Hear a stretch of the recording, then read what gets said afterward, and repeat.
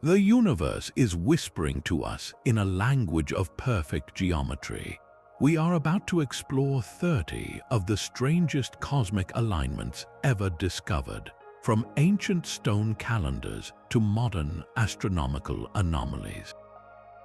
By the end, you will possess a new lens to see the hidden connections between Earth and sky. Why would a civilization carve a spiral that only the sun can read once a year? And what does a 2,000-year-old computer know about our future? Are we simply finding patterns in the chaos, or is the cosmos deliberately showing us its blueprint? What does it mean when the stars and stones agree? The first case takes us to the sands of Egypt, to a structure that has defied explanation for millennia. The Great Pyramid of Giza is not just a tomb, it is a celestial monument of staggering precision. Its four sides are aligned to the cardinal directions north, south, east, and west, with an accuracy of less than 1/15 of a single degree. This alone is a feat that would challenge modern engineers without satellite technology. But the mystery deepens when we look not just at the pyramid itself, but at its relationship to the sky above and the landscape around it.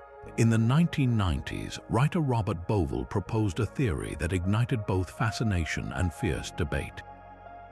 He suggested that the three great pyramids of Giza, Khufu, Khafre, and Menkaure, are not arranged randomly. Instead, he argued they form a perfect terrestrial mirror of the three stars that make up Orion's belt in the constellation of Orion. The correlation is precise. The two larger pyramids align with the two brighter stars, while the slightly offset third pyramid matches the position of the dimmer, offset third star. Even the banks of the Nile River were said to mirror the Milky Way in this cosmic blueprint, but the most provocative part of the theory involves time. Bovell calculated that this perfect match between the ground and the sky did not occur during the accepted timeline of the pyramid's construction, around 2500 BCE. Instead, the alignment was exact for an epoch far more ancient, around 10,500 BCE. This date, over 12,000 years ago, predates known Egyptian civilization by a vast margin.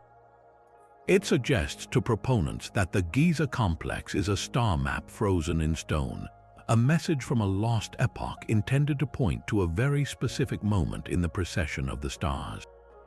Archaeologists and astronomers have pushed back forcefully. They point out that while the relative positions of the pyramids do resemble Orion's belt, the match is not mathematically perfect, and such patterns can emerge by chance. They argue the ancient Egyptians were deeply connected to the stars, particularly to Orion and the star Sirius, which were linked to their gods Osiris and Isis. Their alignments, they say, were for religious and calendrical purposes of their own time, not a signal from a forgotten age. The debate rages on, a perfect example of the tension at the heart of our 30 cases. Is the Orion correlation a profound discovery, revealing an ancient civilization with knowledge we have yet to reclaim? Or is it a beautiful illusion, a testament to our own powerful desire to see meaning in the random scatter of stars and stones? This first case sets the stage for everything to come, a question etched in limestone under the desert sky. Yet the celestial blueprint of Giza may extend far beyond the pyramids alone. Gazing eastward from the plateau, the Great Sphinx stares eternally toward the horizon, its leonine body crouched in the sand. This brings us to the Orion correlation theory's compelling companion idea. If the pyramids mirror Orion's belt, then what does the Sphinx represent? Proponents of this expanded viewpoint to the zodiac. They propose that the Sphinx, with its unmistakable lion's body, is not merely a random mythological creature. It is, they argue, a terrestrial marker for the constellation Leo the Lion. And just as the pyramid alignment was perfect for an ancient epoch, so too would this Sphinx-Leo alignment have been most precise not during the reign of the pharaohs but during the age of Leo. To understand this, we must grasp the grand celestial clock known as precession. Earth wobbles on its axis over a cycle of about 26,000 years. This slow wobble causes the backdrop of stars behind the Sun at the spring equinox to shift gradually, spending roughly 2,150 years in each zodiac constellation.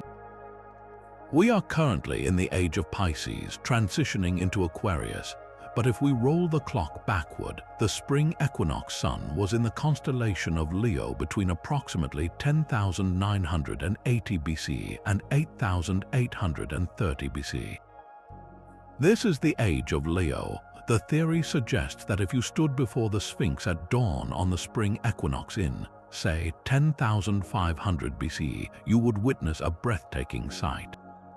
The constellation Leo would be rising directly in the east, perfectly aligned with the Sphinx's gaze, as if the stone lion was greeting its celestial counterpart. This would date the monument's intended alignment to that same remote epoch hinted at by the pyramids, painting Giza as a unified prehistoric observatory built to mark a very specific moment in time. This radical timeline finds an unexpected echo not in the stars but in the stone of the Sphinx itself. Geologists, notably Robert Schoch, have examined the profound weathering patterns on the Sphinx and its enclosure. They argue that the deep, vertical, rolling erosion channels are not the work of wind and sand which scours horizontally. This pattern, they contend, is classic evidence of prolonged, heavy rainfall, water pouring down over the millennia. The last period in Egypt that could have produced such rainfall ended around the middle of the 4th millennium BC, still older than traditional dating, but the most severe rains occurred thousands of years earlier. This water erosion hypothesis, though fiercely contested by many Egyptologists who attribute the wear to other processes like subsurface water or temperature changes, provides a tantalizing, earthly clue that seems to point toward a much more ancient origin. When woven together, the narrative becomes powerful. It suggests a lost golden age, a civilization advanced enough to read the slow procession of the heavens and bold enough to carve their understanding into the bedrock of the planet. They built not for their own time, but as a message across millennia, using the immutable language of stone and stars to say, "We were here at the dawn of the age of Leo." This first case leaves us with a haunting possibility that our history is far older and far stranger than any textbook has ever dared to suggest. But the idea of a lost civilization speaking through stone is not confined to the deserts of Egypt.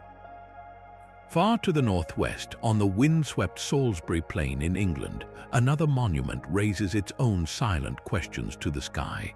Stonehenge stands as a riddle of earth and sky, a colossal calendar carved from sarsen stone. Its most famous secret is written in light. On the summer solstice, the longest day of the year, the sun rises directly over the outlying heel-stone, and its first rays shine straight down the central avenue into the heart of the circle, illuminating the altar stone.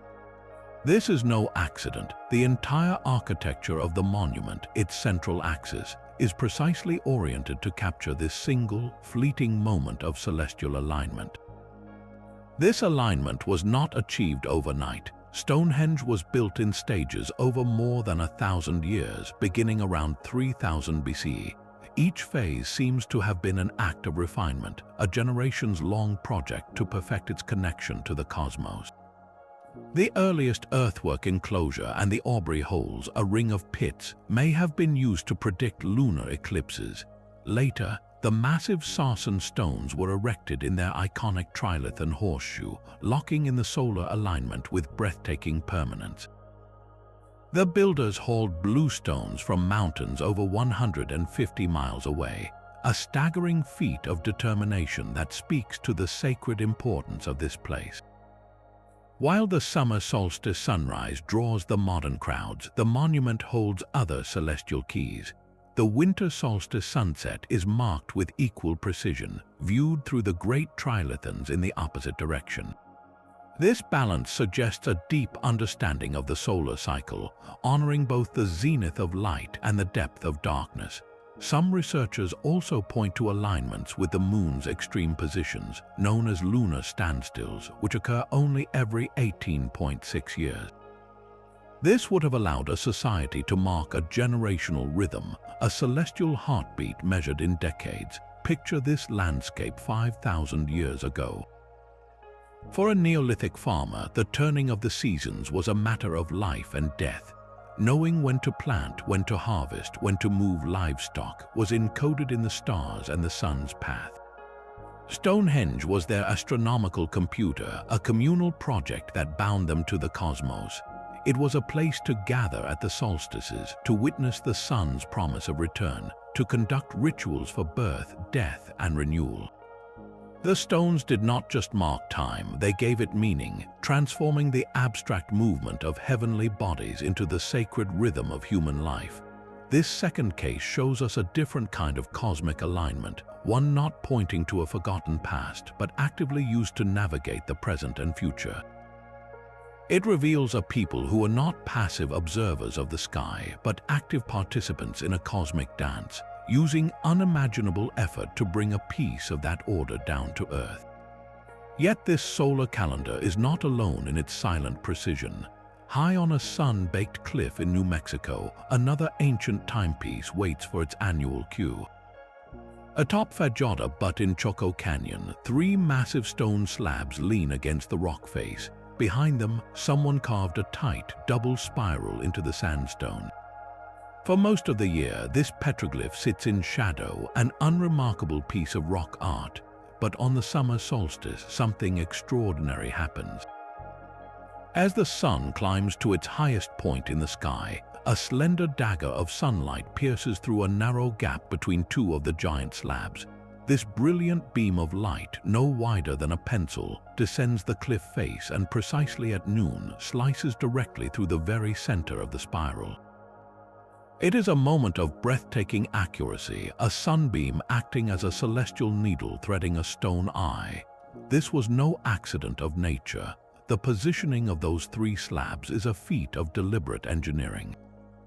They were carefully placed, not carved in place, to act as a solar aperture. The ancestral Puebloans who built this around 1,000 years ago understood the geometry of light and shadow with profound sophistication. The sun dagger does not just mark the summer solstice. As the year progresses, the sun's path shifts. At the winter solstice, 2 daggers of light appear, perfectly framing the spiral on either side. During the spring and fall equinoxes, a smaller, separate light pattern, often called a bisected rectangle, appears on another nearby carving. This single site, therefore, functioned as a complete solar calendar, marking the 4 pivotal turning points of the year with silent, luminous ceremony. For the people of Choco Canyon, this was far more than an astronomical curiosity. Their survival in that arid landscape depended on perfect timing.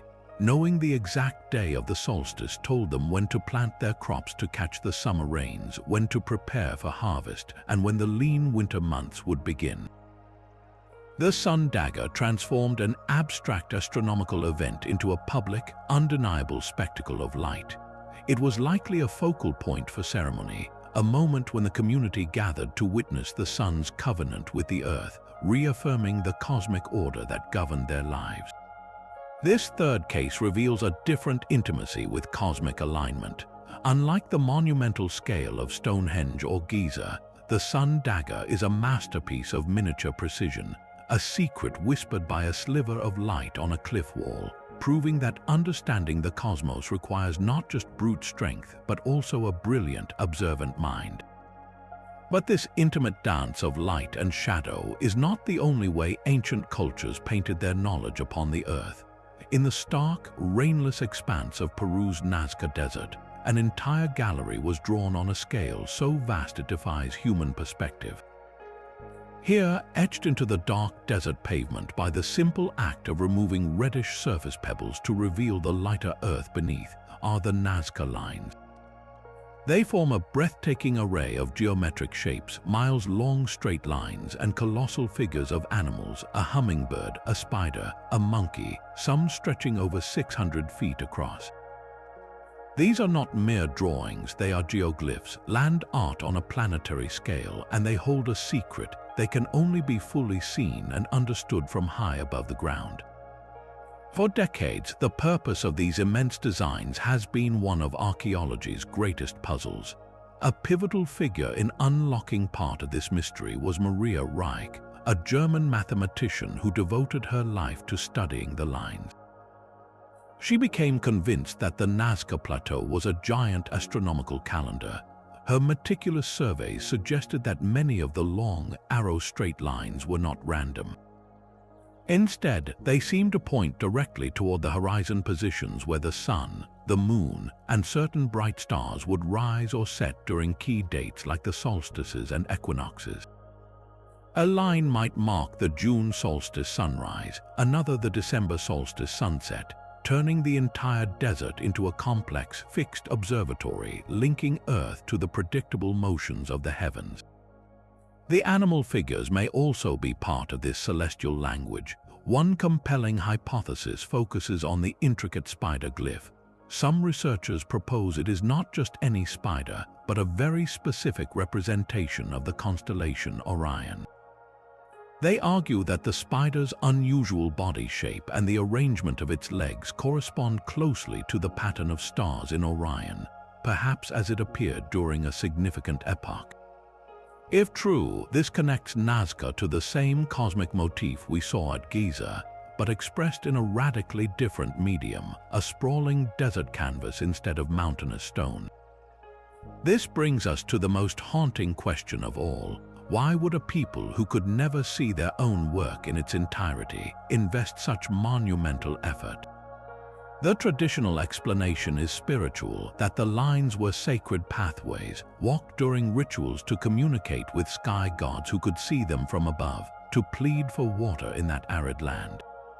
The figures were offerings, prayers made visible to divine eyes, yet their sheer scale and precision, their undeniable alignment with celestial cycles, suggest a profound and practical astronomical purpose as well. They may have been a communal map, a way to anchor their calendar and their ceremonies to the immutable stars, but there is another, more speculative thread that weaves through this mystery. The necessity of an aerial view to appreciate the lines has inevitably led to more controversial ideas. Were the Nazca people creating signals for someone or something that could indeed fly? Or were they, in a profound act of faith and science combined, building a message intended not for themselves, but for the cosmos itself, a permanent testament to their presence and their understanding written directly upon the face of the earth? The desert holds its silence, but the lines remain, a permanent enigma pointing as much to the sky as they are drawn upon the ground. The desert's vast, silent drawings find a powerful echo in a very different landscape, a place of rolling green hills and ancient, enduring stone. In Ireland's Boyne Valley, a great grass-covered mound rises from the earth, a structure so old it predates Stonehenge by centuries and the Great Pyramid of Giza by over 500 years. This is Newgrange, a Neolithic passage tomb built around 3200 BCE, a monument not to death but to the eternal cycle of life and light. From the outside, it appears as a massive, circular hill, its white quartz facade glittering in the Irish rain. But its true genius is hidden within, a secret chamber waiting for a single, precious moment each year. Above the main entrance, a small, rectangular opening was meticulously constructed, a feature archaeologists call the roof box. This is not a mistake or a crack, it is a precisely engineered window, a celestial targeting device carved from stone 5,000 years ago. For 364 days of the year, the inner chamber at the end of the 60-foot-long passage lies in profound, silent darkness, but for a few days around the winter solstice, something miraculous occurs. At dawn, as the sun finally begins its slow climb back from the southern horizon, a thin, golden beam of light pierces through the roof box. This shaft of sunlight does not simply fall at the entrance it travels. It moves down the long, narrow passageway like a luminous serpent, cutting through the darkness until it reaches the very heart of the mound. There, in the central cruciform chamber, it illuminates the intricate spiral carvings on the back wall, a symbolic womb of the Earth suddenly flooded with the sun's rebirth. The entire event lasts for roughly 17 minutes, a fleeting, brilliant validation of a cosmic promise. For the Neolithic farmers who built it, the deepest days of winter were a time of genuine fear. The sun was dying, the nights were longest, and survival was uncertain. Newgrange was their answer to that terror. It was a machine built from earth and stone designed to prove, in the most dramatic way possible, that the light would always return. The sun would not abandon them. That 17-minute spectacle was not just an astronomical observation. It was a profound religious experience, a direct communion with the life-giving force of the cosmos. The alignment is so perfect that it cannot be accidental. It required generations of precise observation and a monumental communal effort to encode that knowledge into the landscape permanently. When you stand in that dark chamber today and witness that beam of light, you are not just seeing an ancient calendar, you are feeling the collective sigh of relief of an entire civilization, their faith in the universe's order made visible in a single golden ray. Deep within a sunken shipwreck off the coast of a tiny Greek island, divers recovered a lump of corroded bronze and wood. For nearly a century, it sat in a museum drawer, dismissed as a curious but unremarkable artifact. Then modern science finally peered beneath the corrosion, and the world was forced to rewrite the history of technology. This is the Antikythera mechanism, a 2,000-year-old device of staggering complexity, and it reveals a civilization that did not just watch the stars, but built machines to predict their intricate dance. It is, without exaggeration, the world's first known analog computer. Far more than a simple model, this hand-cranked masterpiece of bronze gears was a celestial prediction engine. Its purpose was to harmonize the chaotic flow of human time with the perfect, predictable cycles of the cosmos. By turning a handle on its side, an ancient Greek philosopher or sailor could advance a series of intricately interlocking gears. These gears did not tell the hour, they moved miniature pointers across dials that displayed the positions of the sun, the moon, and likely the 5 known planets against a backdrop of the Greek zodiac. It showed the phases of the moon with a beautiful, revolving silver and black ball, but its most profound function was prediction. The mechanism's creators encoded 2 of the most important cycles in ancient astronomy directly into its bronze heart. The first is the Saros cycle, a period of approximately 18 years and 11 days after which the sun, the moon, and Earth return to nearly the same relative geometry.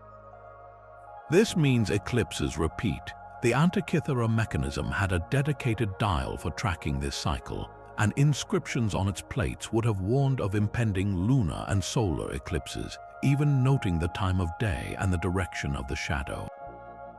The second is the Metonic cycle, a period of 19 years after which the phases of the moon recur on the same calendar dates. This was crucial for keeping lunar calendars in sync with the solar year, vital for religious festivals and agricultural planning. To have both cycles working in concert within a single, portable device was an achievement of genius that would not be matched for over a millennium. Imagine the power this object held. In an age where eclipses were often seen as terrifying omens, a priest or an astronomer could consult this mechanism and know, with mechanical certainty, that the sun would disappear on a specific afternoon 3 years hence. It transformed a cosmic mystery into a scheduled event. It represented a breathtaking philosophy that the universe was not a realm of capricious gods alone, but a magnificent, orderly machine whose workings could be understood, replicated in miniature, and used to navigate life. The Antikythera mechanism stands as a silent rebuke to any idea of linear human progress. It whispers that a spark of advanced technical thought flickered in the ancient world, a spark dedicated not to war or conquest, but to the sublime task of mapping the harmony of the heavens. Yet that ancient Greek computer was not the only civilization to build a calendar of cosmic scale. Far across the Atlantic, in the dense jungles of Mesoamerica, the Maya developed a timekeeping system of such breathtaking complexity that its supposed endpoint would captivate the modern world. The infamous date, December 21, 2012, was not a prediction of doom but the culmination of a grand celestial cycle, a moment of profound alignment written in stone and star. To understand it, we must step into the Mayan mind, where time was not a straight line but a series of nested, sacred wheels. Their long-count calendar was the master wheel, measuring vast epochs. It counted days from a mythical starting point they believed was in August of 3114 BCE. This count was organized into units, with 144,000 days making a baktan. The cycle that ended in 2012 was the completion of the 13th baktan, a full turn of their great cosmic clock.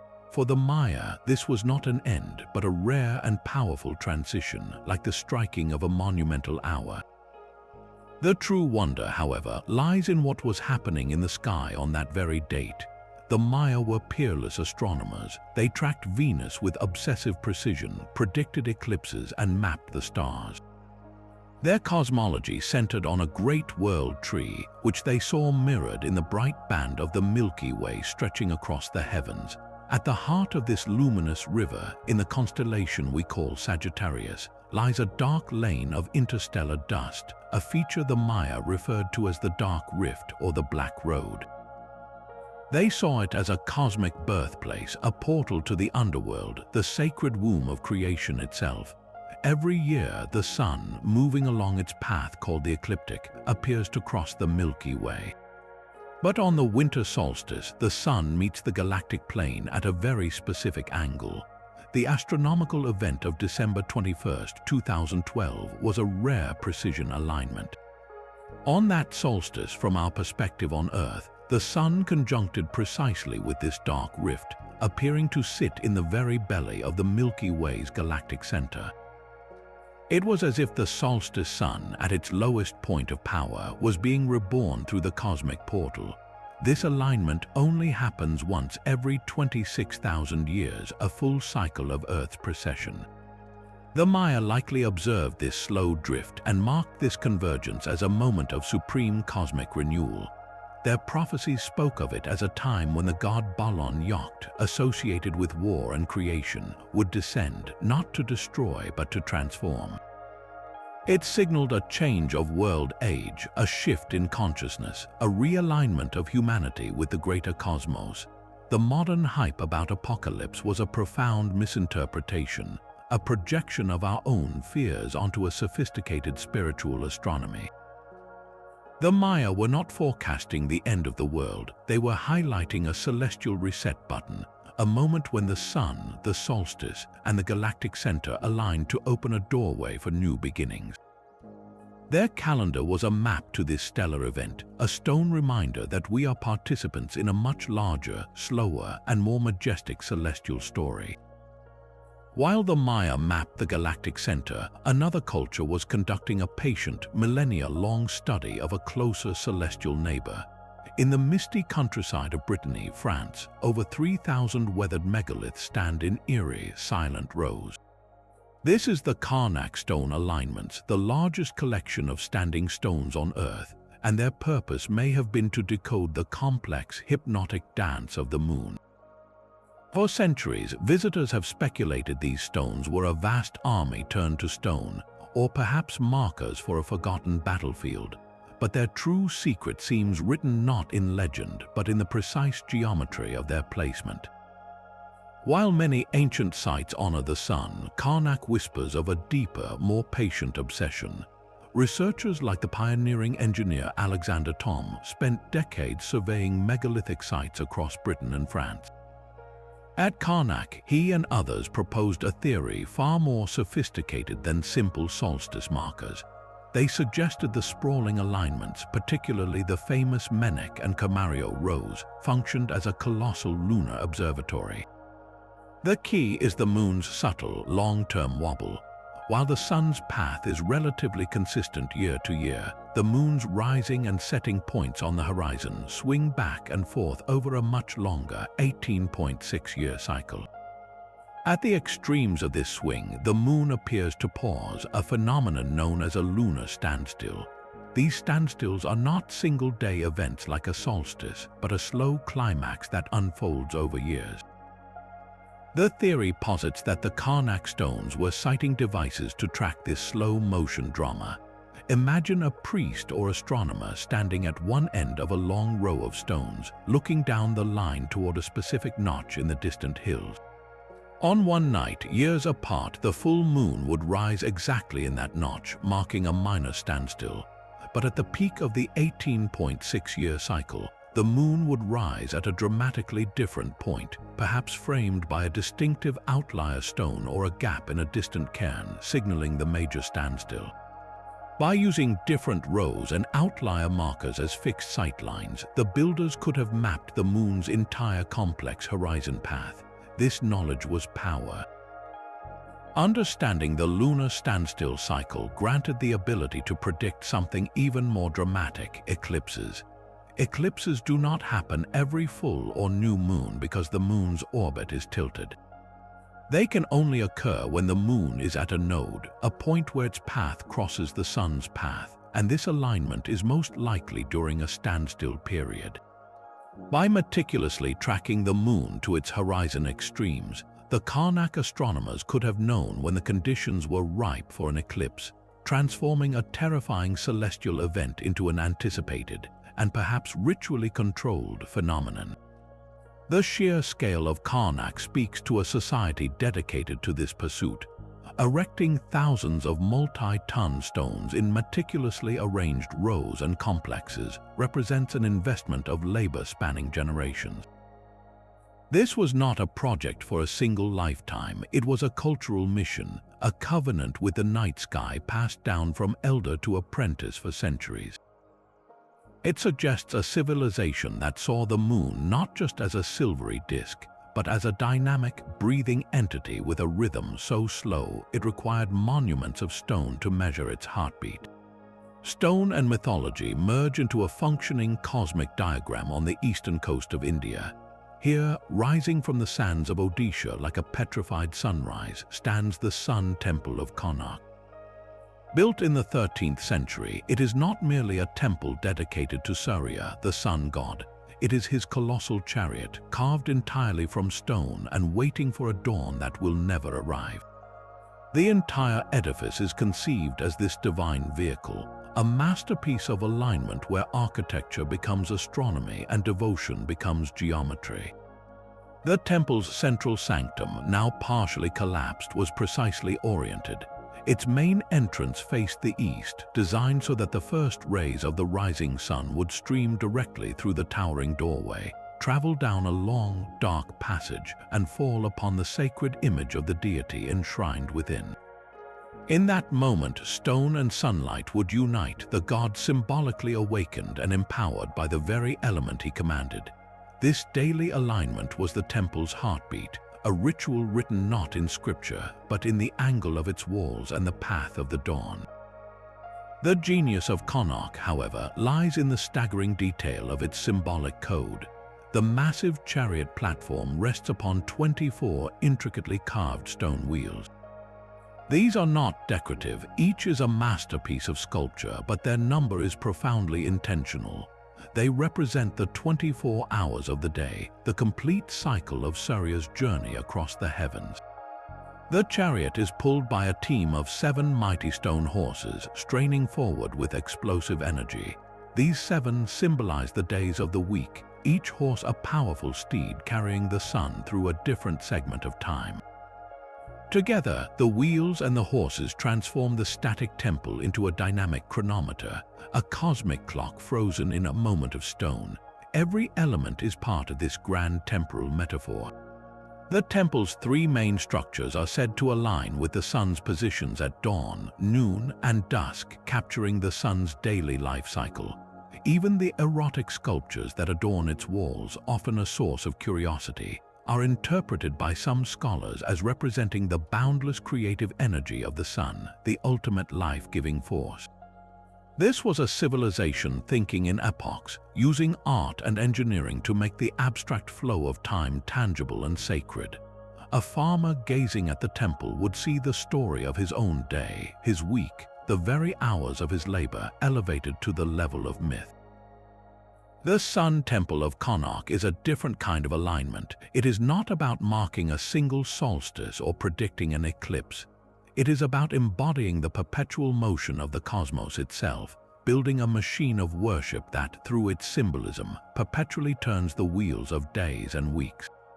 It declares that to honor the sun is to understand time, and to build in its name is to attempt to harness eternity in stone.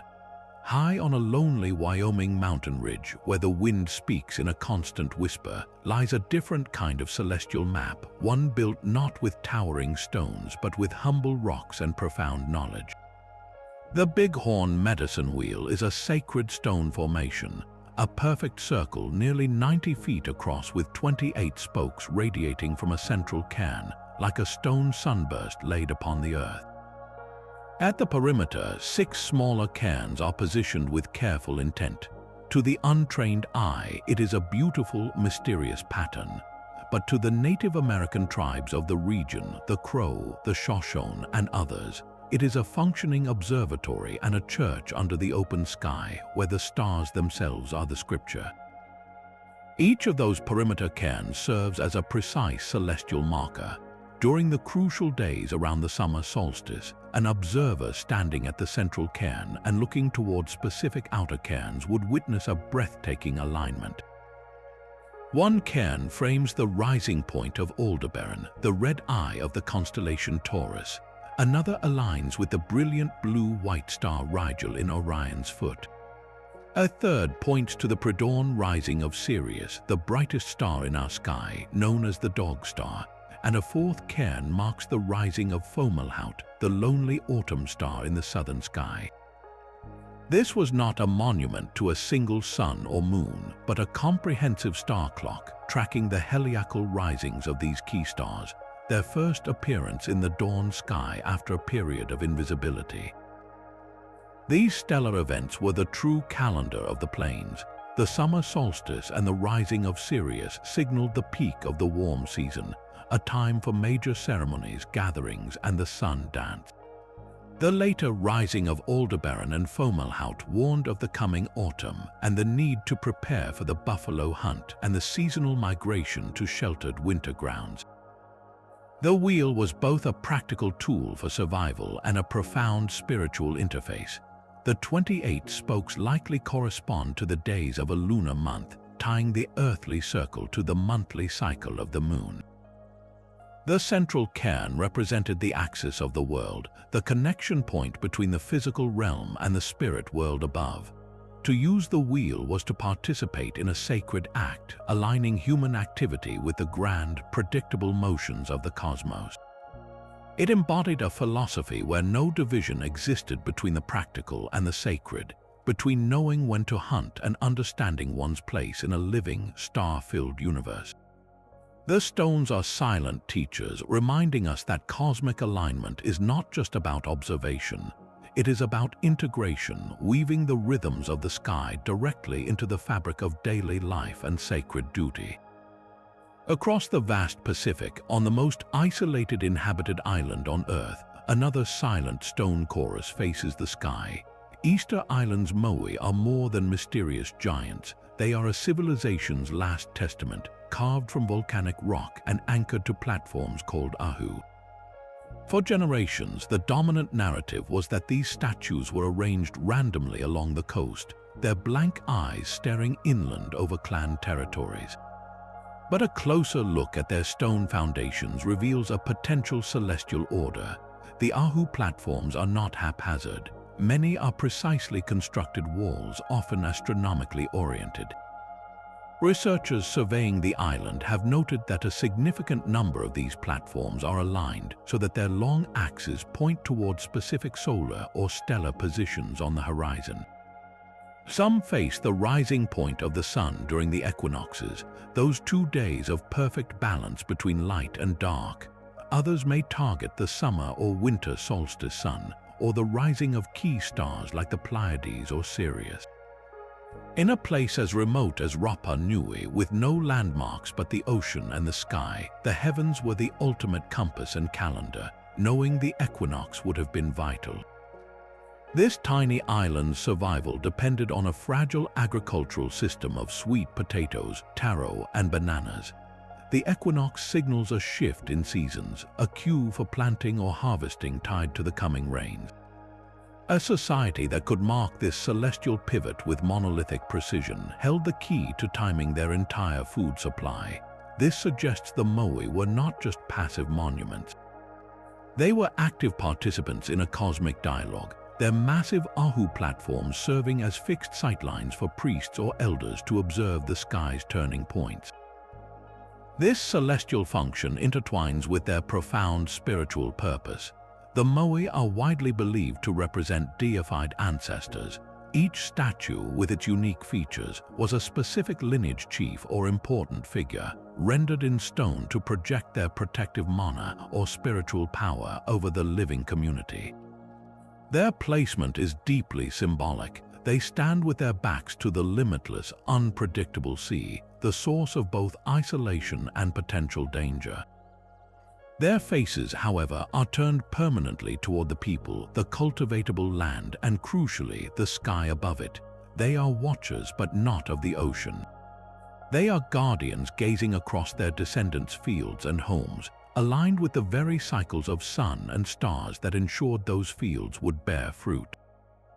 The ancestors, in essence, became the eternal custodians of cosmic time and earthly fertility. Their stone eyes, which may have once held inlaid coral eyes, did not just see the clan, they witnessed the equinox sunrise, ensuring through their silent vigil that the cycles of life would continue. This transforms the Moai from lonely sentinels of a fallen culture into active nodes in a living system, where veneration of the past, survival in the present, and observation of the eternal heavens were all part of one inseparable sacred duty. Venus held a terrifying power over the kingdoms of Mesopotamia. Its sudden, brilliant appearance in the dusk or dawn sky was not a beautiful spectacle. It was a divine message, a celestial verdict on the fate of the king and his land. To read these messages, Babylonian astronomers turned not to stone but to clay, creating the world's first systematic planetary archive. The Venus tablets of Amasajuka, dating to the 7th century BCE but copying observations from centuries earlier, are a masterpiece of bureaucratic astronomy. On these unassuming clay tablets, inscribed in the precise wedge shapes of cuneiform, scribes recorded the complex dance of Venus with meticulous care over a 21-year period. They noted the exact dates of its first and last visibility as a morning star, its period of disappearance when it passed behind the sun, and its reappearance as an evening star. This was raw data collection on an unprecedented scale, a scientific project to map the erratic-seeming behavior of a god. But for the Babylonians, data and divinity were inseparable. The planet Venus was the physical embodiment of the goddess Ishtar, a deity of love, war, and terrifying, capricious power. Her movements were not neutral facts, they were potent omens. Each entry on the tablet was paired with a prophecy.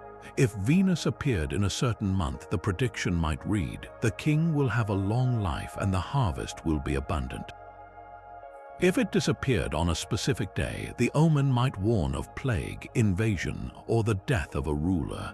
The entire apparatus of the state, from military campaigns to the planting of crops, could be adjusted based on this celestial forecast.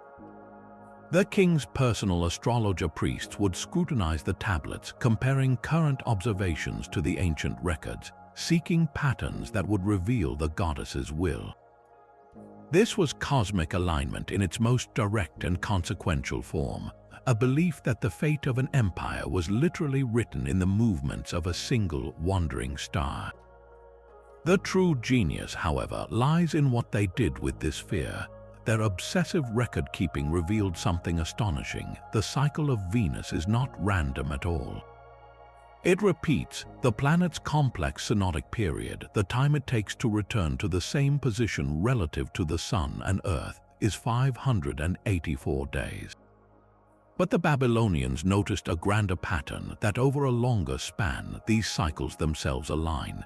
They discovered that after 8 Earth years, Venus completes almost exactly 13 of its own cycles, returning to nearly the same point in the sky.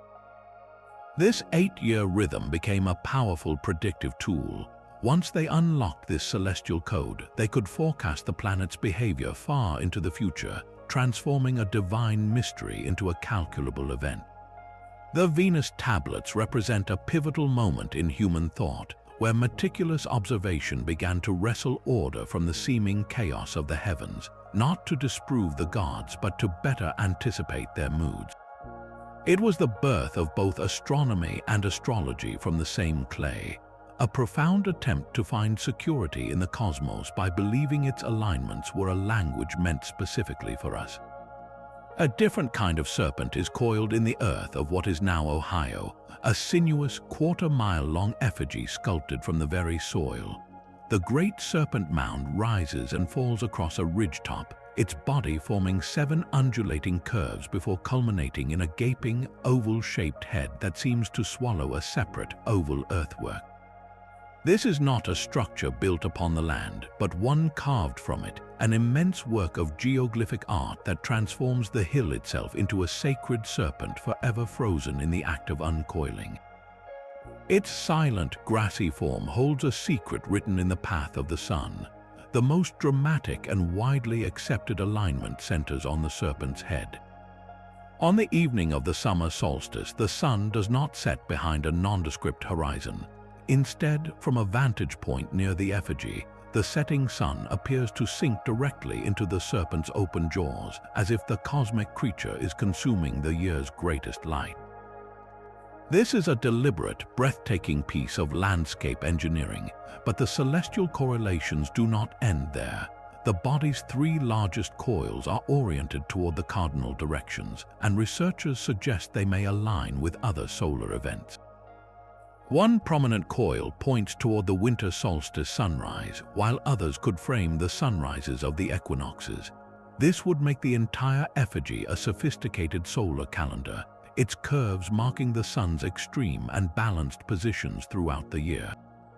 Newer, more speculative theories look beyond the sun to the stars. Some propose that the serpent's winding body mirrors the path of the constellation Draco, the dragon, as it coiled around the celestial pole in ancient times. Others suggest its alignment with bright stars like Vega or Capella at significant times of the year.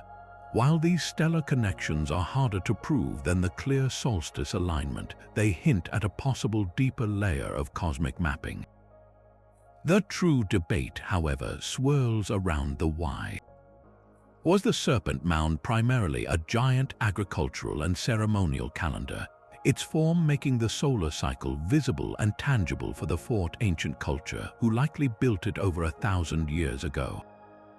Or was it a ritual landscape, a place where the earth was shaped to conduct powerful ceremonies aligned with these celestial moments, perhaps to harness the sun's energy or communicate with the spirit world? The most compelling answer merges the practical and the mythological.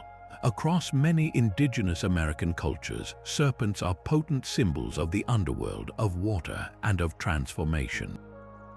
They are also linked to celestial phenomena. A great serpent in the sky could be seen in the Milky Way or in the path of a comet. By creating an earthly serpent aligned with the sun's journey, the builders may have been enacting a profound myth, binding a story of creation and cosmic balance directly into the terrain. The mound becomes a place where the sky story is performed on the ground, where the solstice sun's death in the serpent's mouth promises its eventual rebirth, and where the community's rituals could participate in that eternal celestial drama.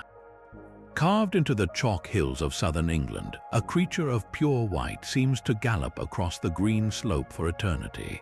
The Uffington White Horse is a stylized, almost abstract figure over 300 feet long, its flowing lines formed by trenches dug deep into the hillside and filled with crushed white chalk. Archaeologists now believe it is far older than once thought, dating not to the Anglo-Saxon era, but to the late Bronze Age or early Iron Age, making it over 3,000 years old. Its true purpose, however, remains as elusive as the wind that sweeps its hill. The conventional name calls it a horse, yet to a modern eye, its elongated body, slender neck, and peculiar beak-like head bear a striking resemblance to something else entirely, a running dragon. This visual ambiguity opens a door to a fascinating fringe theory. Could this ancient geoglyph be a portrait not of an earthly animal, but of a celestial visitor? Some researchers point to the cultural memory of comets. A bright comet with a long, streaming tail cutting across the night sky would have been an awe-inspiring and likely terrifying event for ancient peoples. They were unpredictable omens, their serpentine forms easily interpreted as fiery dragons in the heavens. The Uffington figure, with its sweeping, fluid line and distinctive head shape, could be a terrestrial representation of such a phenomenon, a permanent memorial to a singular cosmic event witnessed by the community. Intriguingly, one of history's most famous comets provides a tantalizing chronological match. Halley's Comet, which returns roughly every 76 years, was recorded by Chinese astronomers as appearing brightly in the night sky around 2400 BC. This date falls within the broad possible creation period for the White Horse. Is it possible that the people of this hill saw Halley's brilliant pass and, to commemorate its passage or perhaps to appease the powers it represented, carved its likeness into the very land beneath their feet? The hill itself is not an isolated canvas. It sits within a ritual landscape dense with meaning. Just above the horse lies the Iron Age hill fort of Uffington Castle, and a short distance away is the Neolithic burial mound known as Wayland's Smithy. Most compelling is the Dragon Hill, a flat-topped mound at the base of the White Horse's slope. Local legend claims this is where St. George slew the dragon, its blood poisoning the grass so none grows on the hilltop to this day. This persistent dragon folklore, tied directly to the location, adds weight to the idea that the figure was never intended to be a simple horse. The alignments here are more subtle than a solstice sunrise, but they are present. The horse is positioned on a steep escarpment with a commanding view of the Vale of the White Horse below. Its orientation and the layout of the nearby monuments create deliberate sightlines. From the horse, one's gaze is drawn along the ancient ridgeway path and toward significant points on the horizon, some of which correspond to sunrise on the summer solstice or other solar standstills.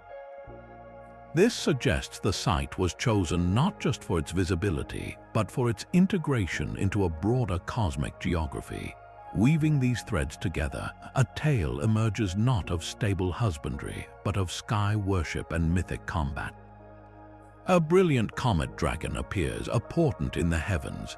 The people, seeking to understand and perhaps control this awesome power, immortalize it on their sacred hill, aligning it with solar pathways and ancient tombs. Over centuries, the memory of the celestial event fades, but the symbol remains, its meaning morphing. The comet becomes a dragon of legend, its slaying by a saint a later story grafted onto an ancient astronomical truth. The Uffington White Horse, then, may be a frozen moment of celestial panic, a prayer in chalk to a sky that once sent a dazzling, terrifying messenger. Deep within a stone chapel of the Temple of Hathor at Dendera, a ceiling of solid sandstone tells a story far older than the temple itself. This is the Dendera Zodiac, a breathtaking bas-relief map of the heavens carved in the 1st century BC during Egypt's Greco-Roman period. It is not a random scattering of gods and animals. It is a precise celestial diagram, a snapshot of the night sky frozen in time. The familiar figures of the zodiac circle the center: Taurus the bull, Leo the lion, and Libra the scales, all rendered in the distinctive Egyptian style, with planets depicted as gods sailing in barks. This magnificent artwork was a functional star chart, likely used for timing religious festivals and rituals in harmony with the cosmos. But to the modern astronomer, it holds a far deeper secret, one written in the subtle misplacement of its constellations. If you compare the Dendera sky to our own, something is off. the positions of the zodiac figures relative to the points marking the equinoxes do not match what we see today. This offset is not an error by the ancient sculptors. It is physical proof of a grand, slow-motion celestial dance known as the precession of the equinoxes. Earth spins like a top, but it is a wobbly top. Our planet's axis slowly traces a circle in space over a cycle of about 26,000 years. This gradual wobble changes our perspective on the stars, causing the backdrop of the zodiac to drift westward by about 1 degree every 72 years. It means the constellation that rises with the sun on the spring equinox slowly changes over millennia. 2,000 years ago, when the Dendera ceiling was carved, the sun at the spring equinox was in the constellation Aries. Today, due to precession, it is in Pisces and it is slowly moving toward Aquarius. The Dendera zodiac captures a specific frame of that 26,000-year movie. By measuring the angular offset between its constellations and their expected positions, we can calibrate the celestial clock, confirming the relentless, majestic pace of precession. This raises a profound question. The temple at Dendera is Greco-Roman, but the knowledge encoded in its ceiling feels far more ancient. The concept of precession is often credited to the Greek astronomer Hipparchus in the 2nd century BC. Yet here, in an Egyptian temple, we see a sophisticated understanding of the moving heavens. How did this knowledge arise? It likely flowed through an unbroken river of priestly tradition, a sacred science passed down in temple scriptoria over countless generations. Egyptian astronomy was not about discovering new laws, it was about preserving perfect order, the mat of the cosmos. Priests would have meticulously recorded star positions over centuries, comparing new observations to ancient records inscribed on temple walls or written on papyri now lost to time. They would have noticed that certain stars no longer rose where the sacred texts of their ancestors said they should. This slow drift, witnessed over hundreds of years, would have been incorporated into their cosmic models and encoded into new monuments like Dendera, a testament to their understanding that even the seemingly fixed stars were part of a greater, slower rhythm. The zodiac on the ceiling is more than art. It is a scientific document and a theological statement, declaring that to worship the gods was to understand the deep, patient mechanics of their celestial realm. But the cosmos communicates in more than just light and stone. Sometimes its language is a vibration felt in the bones. In the quiet high desert of Taos, New Mexico, a persistent mystery hums just below the threshold of ordinary hearing. For decades, a small percentage of residents have reported a constant, low-frequency sound, a deep droning they call the Taos hum. It's described as a distant diesel engine idling or a deep electrical buzz, a sound that seems to emanate not from any source but from the air and earth itself. It's a noise that drives some to distraction, disrupting sleep and concentration, yet remains completely inaudible to others standing right beside them.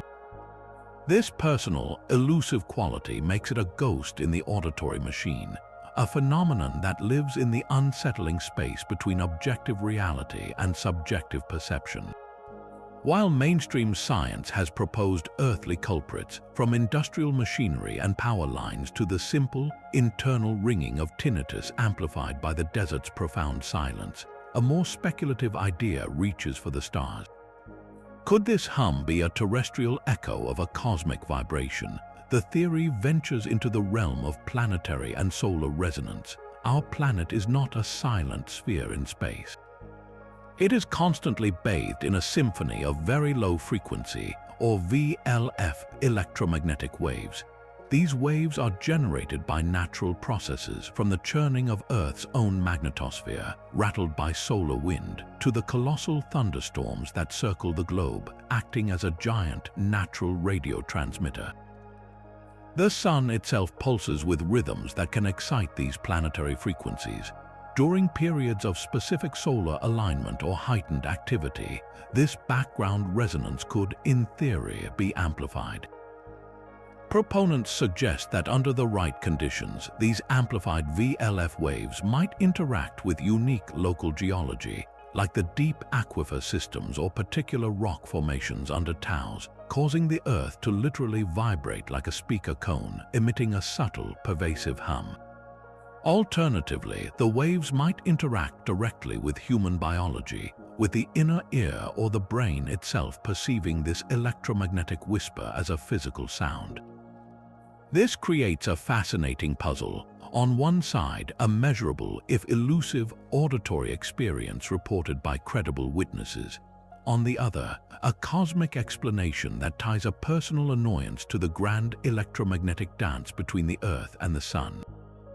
It forces us to ask a profound question: where does the boundary lie between our environment and our perception?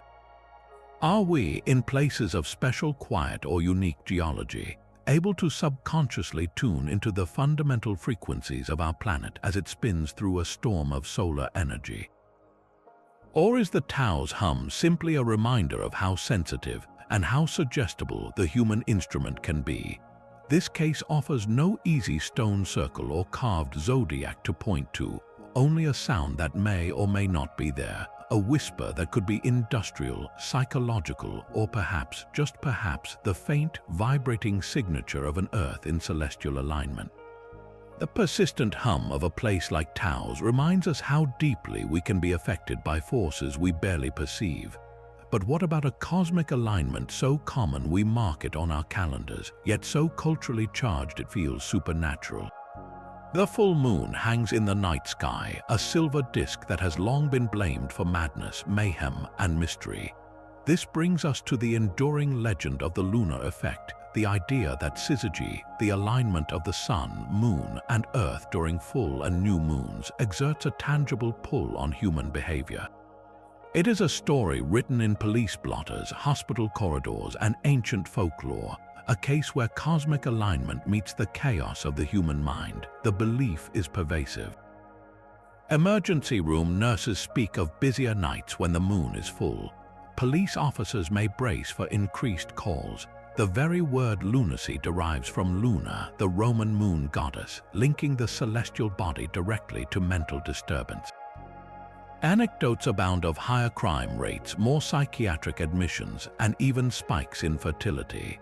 The proposed mechanism seems intuitively logical. The moon's gravity pulls the oceans to create tides, so surely its force must also tug on the fluid-filled human body, influencing our brains and our behavior.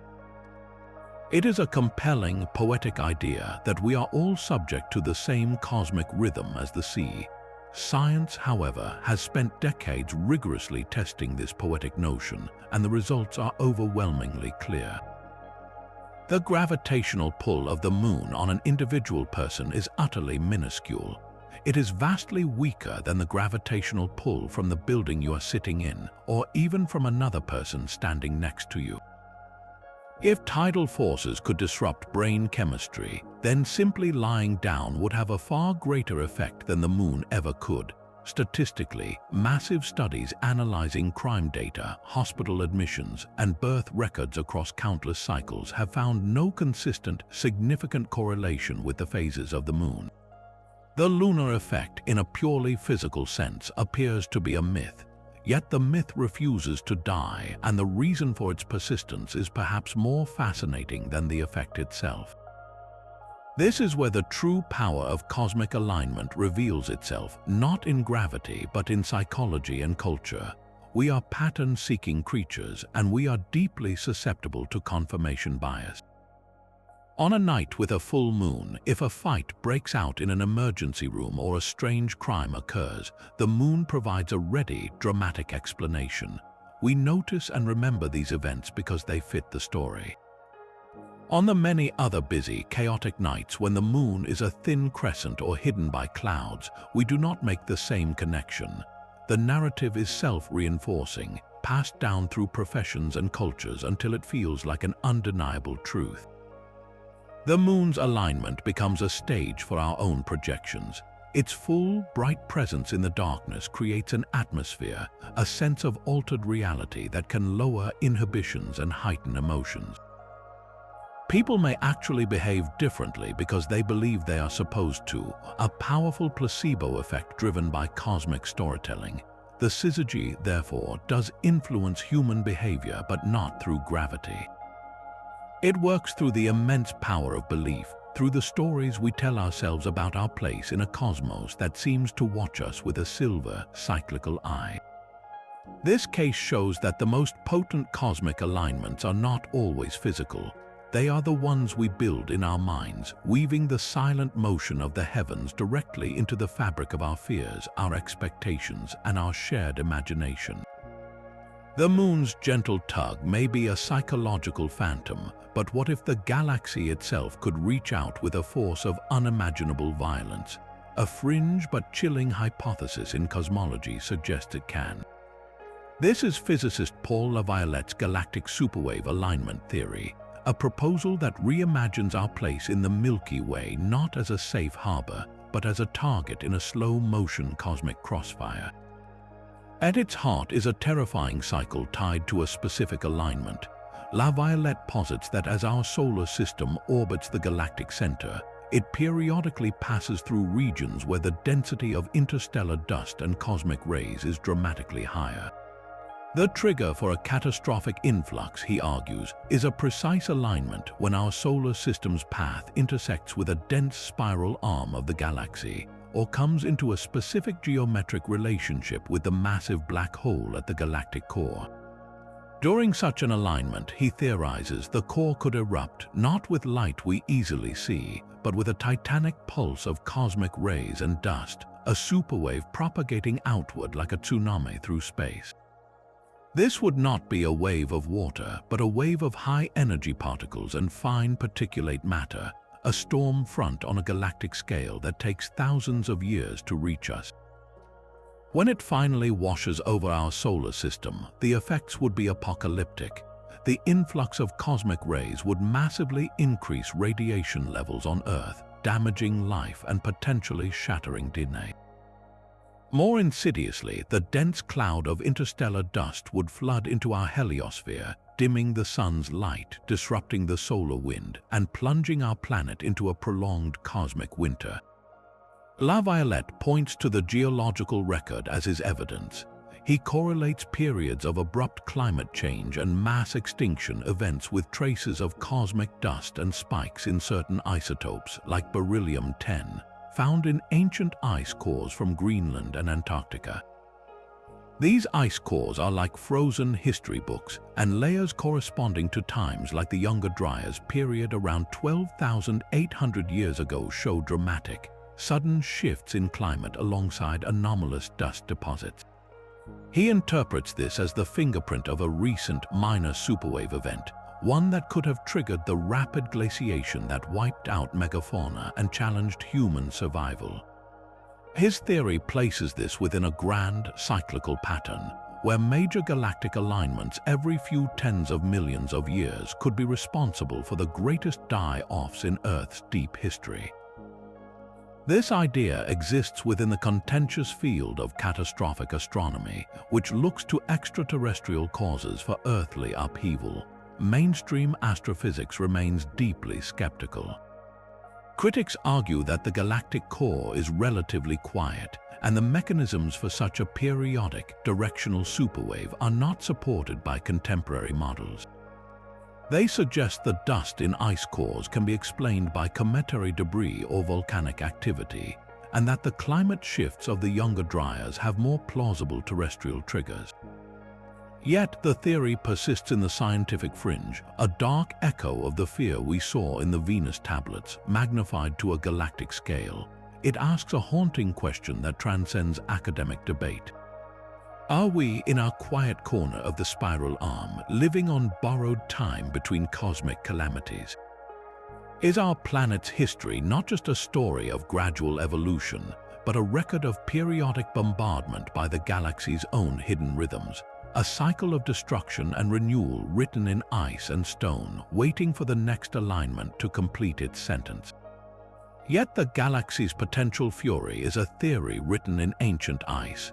Modern cosmology, armed with satellites and supercomputers, believes it has mapped a much calmer, more uniform infancy for our universe. This confidence rests on a faint, cold whisper that fills all of space, the cosmic microwave background radiation. This is the afterglow of the Big Bang itself, a snapshot of the universe when it was just 380,000 years old, a baby picture of reality cooled to a mere 2.7 degrees above absolute zero. For decades, this cosmic fossil was the crown jewel of the standard model of cosmology, showing a beautifully isotropic universe, the same in all directions, with tiny temperature fluctuations that seeded all future galaxies. It confirmed our grandest story. Then we mapped it in exquisite detail, and the map began to whisper back something strange, something that seemed to look directly at us. When scientists from the Wilkinson Microwave Anisotropy Probe, or WMAP, and later the Planck satellite, analyzed the full sky map of the cosmic microwave background's temperature variations, they expected randomness, a cosmic fingerprint with no preferred direction. Instead, they found an odd correlation, an alignment that defies easy explanation. The largest scale fluctuations in the ancient light, the very wrinkles in the fabric of newborn space, appear to be mysteriously aligned with the plane of our own solar system. This means the ecliptic, the flat disk in which Earth and the other planets orbit the Sun, seems to have a bizarre, preferential relationship with the structure of the universe at its birth. The statistical probability of this happening by pure chance is vanishingly small, so unsettling that cosmologists with a dark sense of humor nicknamed it the axis of evil. The name is apt, for this alignment is a direct challenge to the Copernican principle, the foundational idea that we do not occupy a special or privileged place in the universe.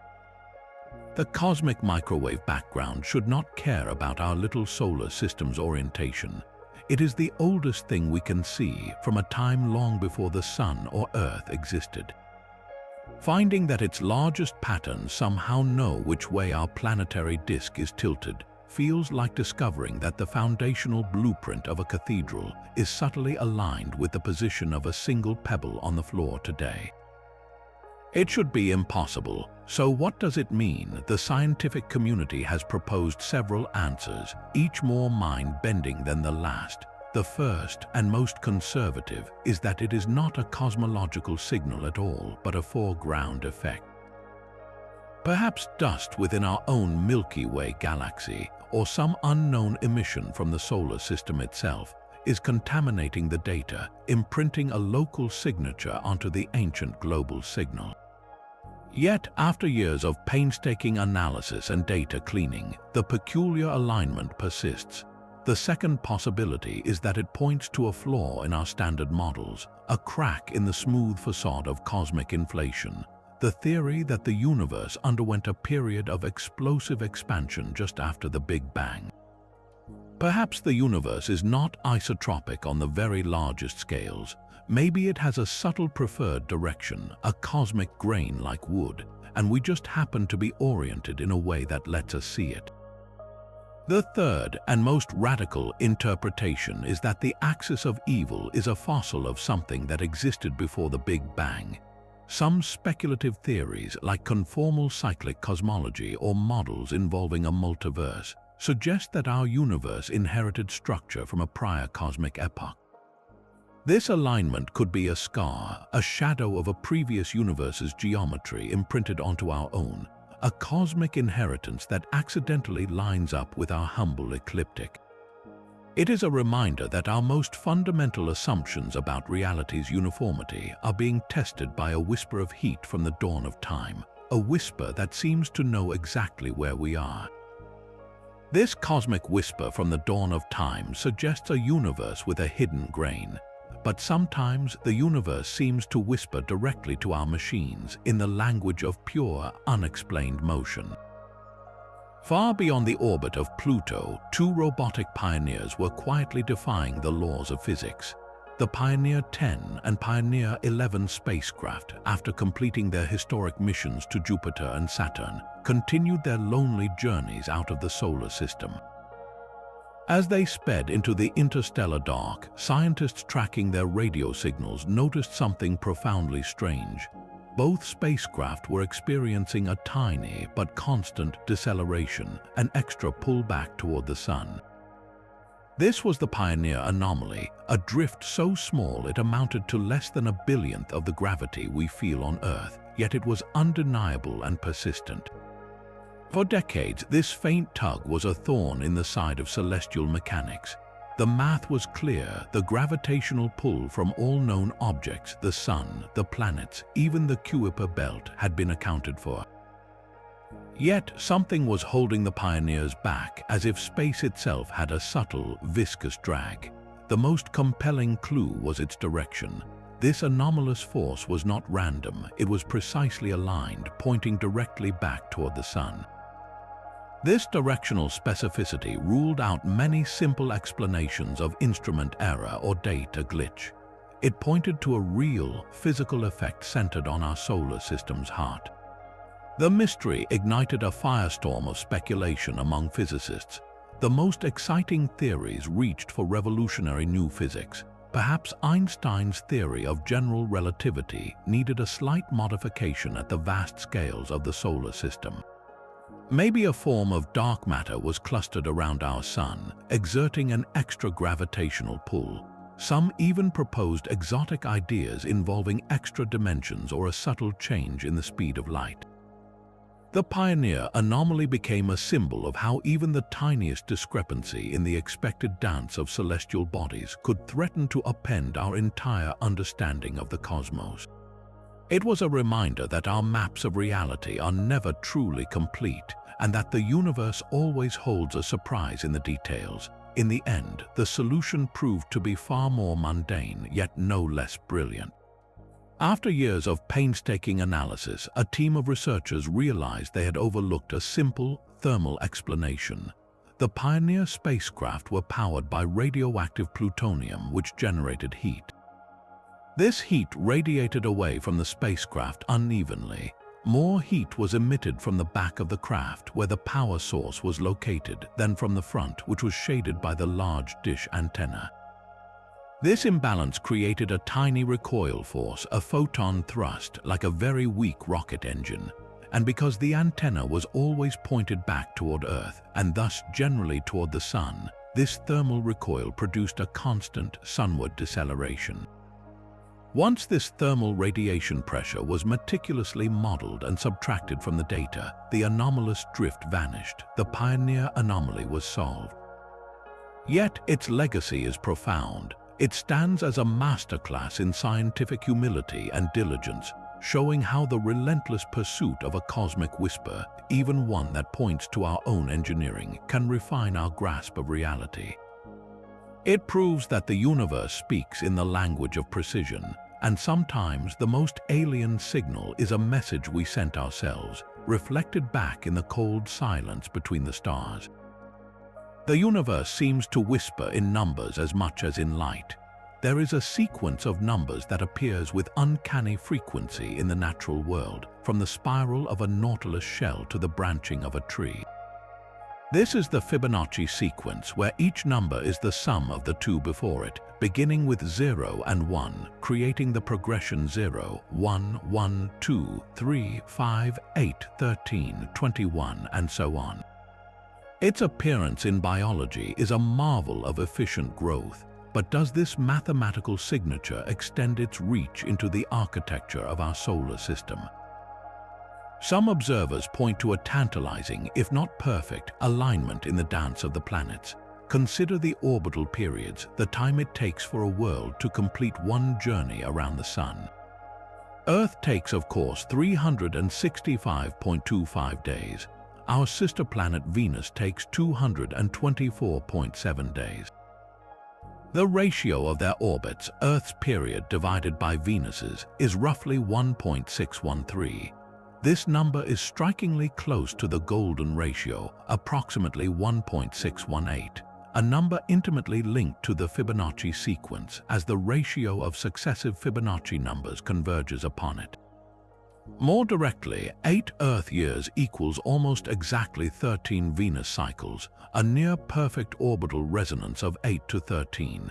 8 and 13 are consecutive Fibonacci numbers. Look further out to Mars. The red planet's year is 687 Earth days. The ratio between Earth's orbit and Mars's is about 1.88, which is not a direct Fibonacci number, but the ratio between Mars and Earth, 1.88, can be seen as approximating the next step in the sequence from the golden ratio. Some simplified models even present the Earth-Mars ratio as 1 to 1.6, again pointing toward that golden mean. So, are we looking at a cosmic symphony composed in Fibonacci? The sober answer from orbital mechanics is one of beautiful coincidence born from natural resonance.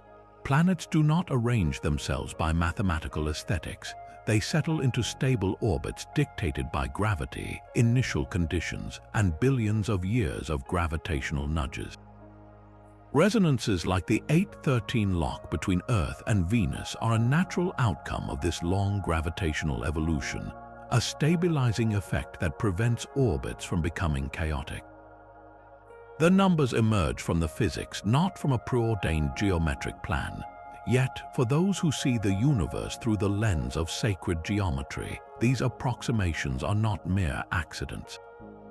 They are echoes of a fundamental harmonic structure underlying all of creation, a pattern that repeats from the microscopic to the galactic. The solar system, in this view, is not a random scattering of rocks but a calibrated instrument, its orbital periods vibrating in a mathematical harmony that we are only beginning to perceive.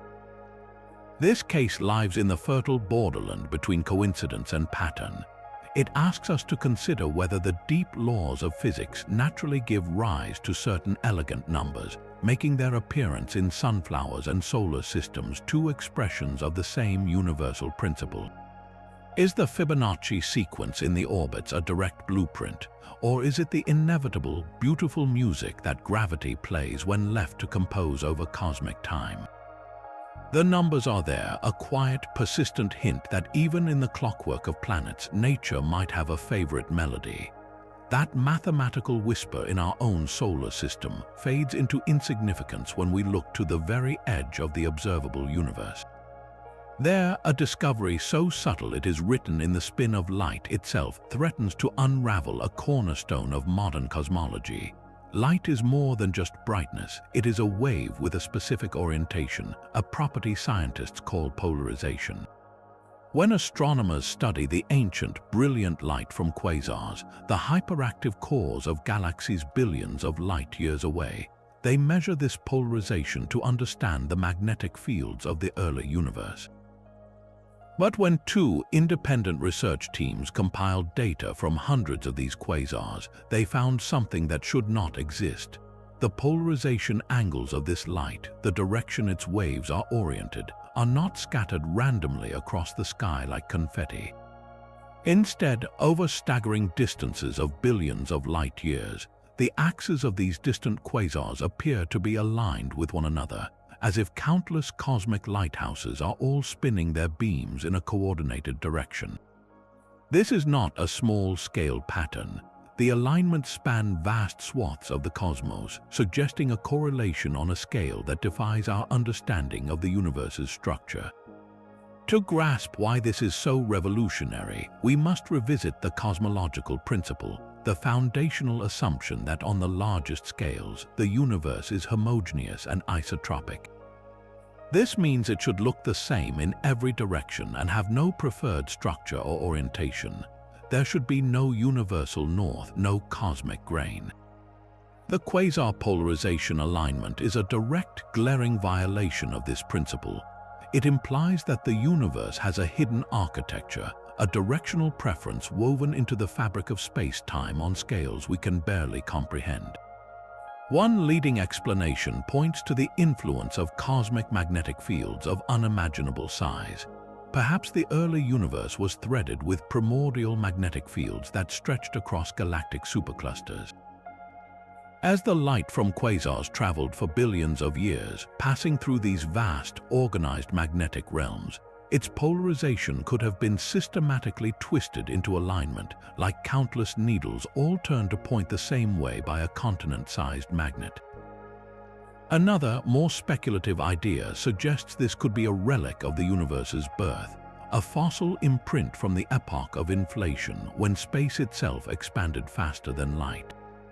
The rapid stretching of the infant cosmos could have locked in a preferred direction for quantum fluctuations, a cosmic grain that later manifested in the alignment of galaxies and the light they emit. The implications are dizzying. If the universe has a preferred axis, a kind of celestial spine, then our place within it is not as ordinary as we thought. The cosmological principle, the bedrock upon which we've built our maps of cosmic evolution from the Big Bang to today, would have a fundamental crack. We would be forced to accept that the cosmos has a large-scale structure we have not yet mapped, a geometry of such grandeur that it orchestrates the orientation of light across billions of light years. This is a mystery written not in stone or myth, but in the pure, polarized whisper of photons that have traveled since the universe was young, carrying a message we are only now learning to read. A single, perfect note once sang out from the galactic core. In the summer of 1977, the Big Ear radio telescope at Ohio State University was performing a routine survey of the sky, its electronic ear tuned to a frequency near the hydrogen line, a quiet channel scientists thought might be used for interstellar communication. On the night of August 15th, the telescope's steady hum of cosmic static was interrupted. For 72 seconds, a signal burst onto the printout chart, a signal so powerful and so strange that it defied all known natural phenomena. It was a narrowband radio pulse, focused like a laser beam on a single frequency, and it rose and fell in intensity exactly as a distant source passing through the telescope's fixed beam would be expected to do. The astronomer on duty, Jerry Amon, circled the alphanumeric sequence representing the signal's strength, 6 letters and numbers that spelled out a startling code, 6EQUJ5. In the margin, he wrote a single word of pure, astonished reaction. Wow, the wow signal was born, and it has never been repeated.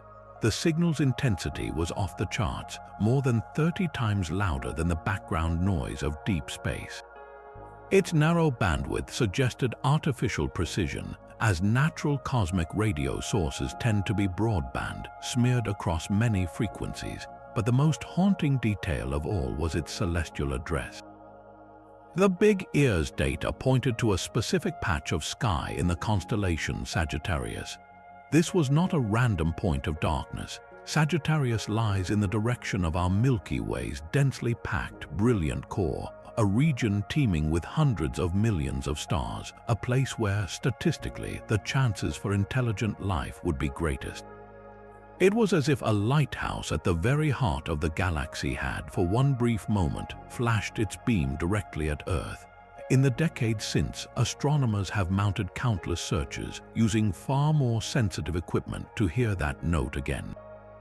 They have scanned the same coordinates, the same frequency, and the surrounding areas. The silence has been absolute. No natural repeating source, no pulsar, no quasar, no known stellar phenomenon matches its unique profile. The leading natural explanations have all fallen short. Could it have been a reflection from a piece of human space debris? The frequency was protected, but not completely unused, and a chance reflection from a passing satellite remains a faint, though deeply unsatisfying, possibility. The signal's perfect shape and singular occurrence, however, argue against it. The lack of repetition is what fuels the mystery. If it was a deliberate beacon, why only once? Perhaps it was a sweeping lighthouse beam that flashed past our solar system, and we simply happened to be in the right place at the right cosmic moment to catch its glare. Or maybe it was a one-time event, a catastrophic release of energy from a civilization's technology, or a final, desperate shout into the void. The alignment with the galactic center is the detail that transforms this from a curious anomaly into a profound cosmic question. If you wanted to send a signal that could be heard across the galaxy, you would broadcast from a place of maximum stellar density, a place that naturally draws the attention of any astronomers looking skyward. You would aim for the core. The WOW signal's origin point feels intentional, a choice rather than a coincidence. It whispers the possibility that for 72 seconds in 1977, we were not alone, and the message came from the most logical, the most dramatic, the most centrally aligned place imaginable in our island universe. It remains a solitary question mark etched in radio waves, a cosmic hello that arrived, was heard, and then vanished into a silence that has lasted for generations. A solitary signal from the core fades into static, but a sequence of eclipses painted the moon in a color that sparked global prophecy. Between April 2014 and September 2015, the night sky staged a rare celestial quartet. 4 total lunar eclipses unfolded in perfect succession, each one turning the full moon a deep coppery red, a phenomenon often called a blood moon. What made this tetrad extraordinary was not just its beauty, but its timing. Each of these 4 blood moons fell precisely on a major Jewish holiday, the first and last on Passover, the middle 2 on the Feast of Tabernacles or Sukkot. This specific alignment of astronomy and sacred calendar happens only a handful of times per century, a statistical whisper that many could not ignore. The mechanics behind a blood moon are a matter of celestial geometry. A total lunar eclipse occurs when the Earth moves directly between the Sun and the Moon, casting its shadow across the lunar surface. The Moon does not go completely black, however. Sunlight skimming through the rim of our atmosphere is filtered and bent, with the blue wavelengths scattered away, leaving only the longer red wavelengths to illuminate the Moon. The result is that eerie, rust-colored glow. A tetrad, 4 such total eclipses in a row with no partial eclipses in between, is itself uncommon, but not exceedingly rare in a purely astronomical sense. The true rarity, the alignment that ignited fervent interpretation, was the consistent intersection with the Hebrew calendar. For this to happen, the eclipses must align with the full moons of Nisan and Tishri, the months containing Passover and Sukkot. This requires a precise synchronization of the lunar month, the solar year, and the eclipse cycle, a coincidence that feels anything but random to a pattern-seeking mind. This pattern did not go unnoticed within certain Christian communities, particularly those with a focus on biblical prophecy. The interpretation centered on a verse from the book of Joel, which states, quote, "The sun shall be turned into darkness, and the moon into blood before the great and terrible day of the Lord comes." The Apostle Peter later references this same imagery in the book of Acts. For many, the 2014-2015 tetrad was a direct modern fulfillment of this ancient scriptural sign. Proponents like Pastor John Hagee wove a compelling narrative, noting that the previous 2 tetrads that aligned with Jewish holidays occurred in 1949-1950, around the time of Israel's founding as a modern state, and in 1967-1968, coinciding with the Six-Day War. To them, the pattern was clear. These celestial signs were divine markers for monumental shifts in the destiny of Israel and, by extension, the world. As the 4th blood moon rose in September 2015, many watched with a sense of impending climax, believing the alignment heralded a major prophetic event, perhaps even the end of days. The world, of course, did not end. Significant events did occur during that window, including rising geopolitical tensions and shifts in global diplomacy, but no single cataclysmic event matched the scale of the expectation. This outcome creates a fascinating modern case study in the human interpretation of cosmic alignment. Here, the astronomical facts, the predictable mechanics of orbits and shadows were undeniable. The tetrad happened, the blood moons were real. The cultural interpretation, however, transformed these neutral facts into a loaded message, a code to be deciphered through a specific religious lens. It demonstrates how the same celestial phenomenon can be a scientific curiosity to one observer and a divine billboard to another. The blood moon tetrad of 2014-2015 stands as a powerful reminder that we never look at the sky with neutral eyes. We are always viewing it through the filters of our beliefs, our history, and our deepest hopes and fears, seeking in the silent movements of the moon a story that speaks directly to the turmoil and longing of our time. The silent moon holds no rhythm, but deep in the starry ocean, nature provides its own perfect metronome. A pulsar is the corpse of a massive star, a city-sized ball of pure neutron matter spinning at dizzying speeds. As it rotates, it beams focused jets of radiation from its magnetic poles, and if one of those beams sweeps across Earth, we detect it as a pulse of radio waves, a cosmic lighthouse flashing with a regularity that rivals the finest atomic clocks. Some, called millisecond pulsars, spin hundreds of times per second, their pulses arriving with such predictable precision that we can time them to within a trillionth of a second. They are the universe's most reliable natural clocks scattered across the galaxy, each ticking to its own isolated rhythm. But what if those rhythms were not isolated? What if, across the vast distances, separate lighthouses began to flash in a coordinated sequence? This is the provocative hypothesis at the heart of Case 25, the idea of synchronized pulsar beacons. Theorists like physicist James Benford have explored a staggering possibility. If a civilization vastly more advanced than our own wished to broadcast its presence not with a single shout, but with a permanent, undeniable signature, how might they do it? Building a transmitter powerful enough to be heard galaxy-wide would require unimaginable energy. But what if you did not need to build the transmitter at all? What if you could take nature's most precise instruments, these millisecond pulsars, and subtly tune them? The concept is one of cosmic engineering on a godlike scale. An advanced intelligence might find a way to modulate a pulsar's beam, perhaps by placing an orbiting structure in its path, or using focused energy to influence its magnetic field. The goal would not be to stop the pulse, but to imprint a pattern upon it, a deliberate signature embedded within the natural flash. Now, imagine doing this not to one pulsar, but to several, scattered across different constellations. You could synchronize them. One pulsar might flash a prime number sequence, another a mathematical constant like pi, and a third a geometric progression. When observed together from the right vantage point in the galaxy, their combined pulses would create an interlocking pattern, a synchronized code flashing across millennia. This would be an alignment engineered not by gravity or chance, but by intelligence, a network of celestial clocks deliberately set to ring in harmony.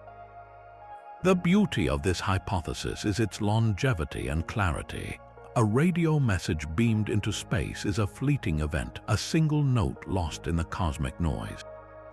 But a synchronized pulsar network is a monument built from stars themselves.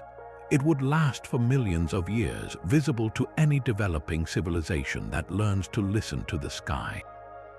The message is not in the content of a single pulse, but in the impossible correlation between separate, distant objects. It turns the galaxy into a vast circuit board with pulsars as its glowing nodes. Of course, the scientific mainstream approaches this idea with extreme caution. Every pulsar pattern discovered so far has a natural explanation, often related to the complex physics of the neutron star itself or the orbital dance of a companion star. The search for extraterrestrial intelligence rigorously sifts through pulsar data, looking for any sign of artificial modulation, but the default is always to seek a natural cause first. Yet the thought experiment remains profoundly illuminating. It forces us to expand our idea of what a signal could be. We often imagine a deliberate broadcast aimed at us. But what if the signal is the sky itself, rearranged? What if cosmic alignment is not just something we discover, but something another culture built, leaving their signature not on a planet but on the spinning hearts of dead stars? To look up at the steady, silent flash of a pulsar is to witness a natural wonder. but the synchronized beacon hypothesis asks us to wonder if, within that perfect natural rhythm, another hand might have once adjusted the beat, setting the galaxy's clocks to chime in a harmony only the patient and the clever would ever think to hear. This legendary stretch of ocean between Florida, Bermuda, and Puerto Rico has swallowed ships and aircraft for over a century, its name synonymous with vanishing acts and supernatural theories. While stories of alien abductions and time warps capture the imagination, a more grounded explanation points to the sky and the very tools we use to navigate it. The core of this theory is not magic, but a temporary and treacherous alignment of the compass. Our planet has two north poles. True north is the fixed point at the top of the world, the axis on which Earth spins. Magnetic north is the wandering point toward which a compass needle points, guided by the churning iron in Earth's core. These 2 points are rarely in the same place, and the difference between them is called magnetic declination. For a navigator, this difference is a constant calculation, a correction you must apply to your compass reading to find your true course.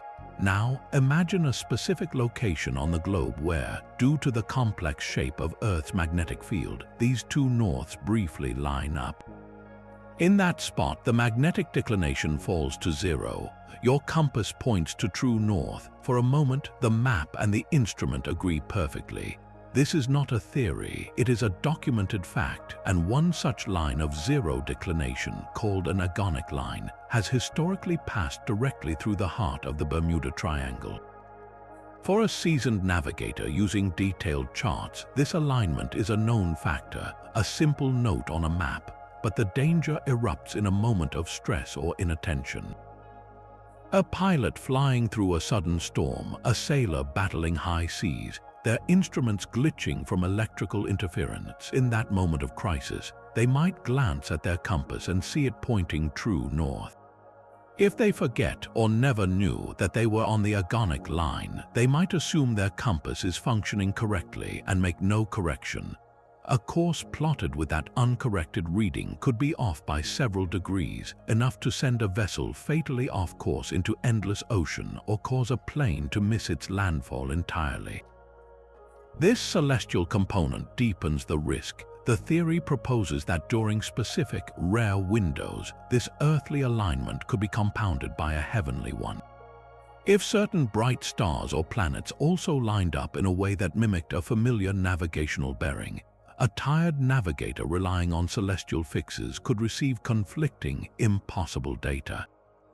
In the age before satellite GPS, when trust in the compass and the sextant was absolute, such a perfect storm of alignments could create a cascade of confusion, where every instrument and every star in the window seems to confirm a disastrously wrong heading. So, does this solve every disappearance in the Bermuda Triangle? Absolutely not. The United States Coast Guard and global insurance agencies maintain there is no greater statistical mystery in that region than in any other heavily trafficked part of the ocean. Human error, sudden tropical storms, the unique geography of deep trenches and swift currents, and the violent, methane-rich phenomenon of rogue waves explain the vast majority of incidents. The alignment theory does not resurrect the triangle as a supernatural zone, but it refines the legend with a compelling grain of truth. It highlights a very real, if rare, navigational trap, a place where the sky, the earth, and the magnetic field can conspire to turn a trusted tool into a silent liar. The true horror of the triangle may not be monsters from the deep, but a simple, profound disorientation. The moment the maps in your hand and the stars above your head all agree on a direction that leads only to oblivion. That silent, perfect match in our sky is not a permanent fixture. We are living in a privileged moment of cosmic coincidence, a fleeting alignment that has defined our view of the universe. Consider the solar eclipse, that breathtaking moment when day turns to an eerie twilight and the sun's corona flares like a silver halo around a perfect black disk. This spectacle is possible only because of a numerical fluke so precise it feels intentional. Our moon is about 400 times smaller in diameter than our sun. Yet, by a staggering stroke of celestial luck, it is also roughly 400 times closer to us. This perfect ratio means that from our vantage point on Earth, the two most dominant objects in our sky appear to be almost exactly the same size.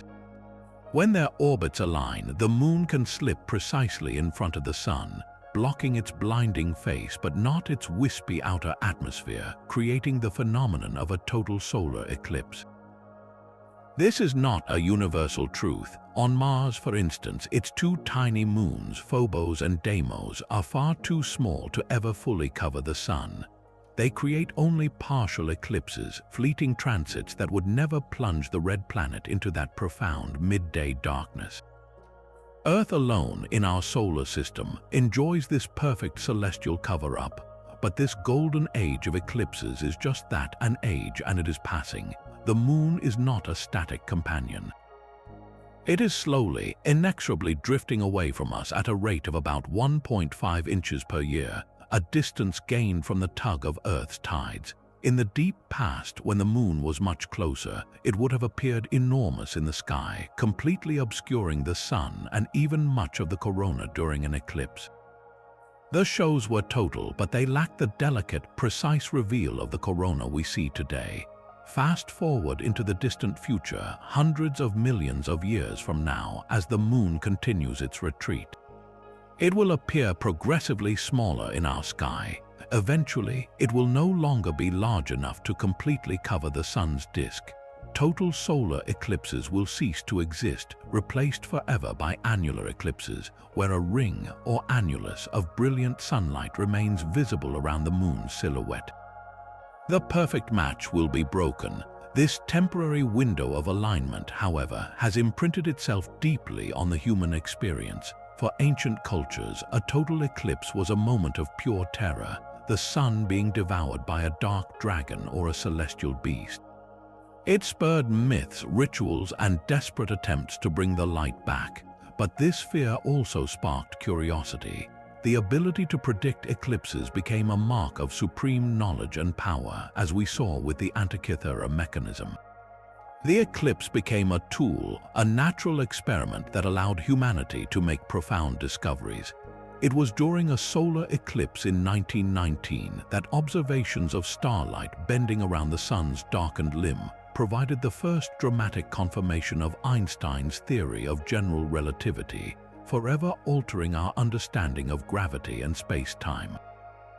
The eclipse did not just hide the Sun, it revealed the hidden architecture of the universe. Today, we chase eclipses not out of fear, but for that visceral, humbling awe.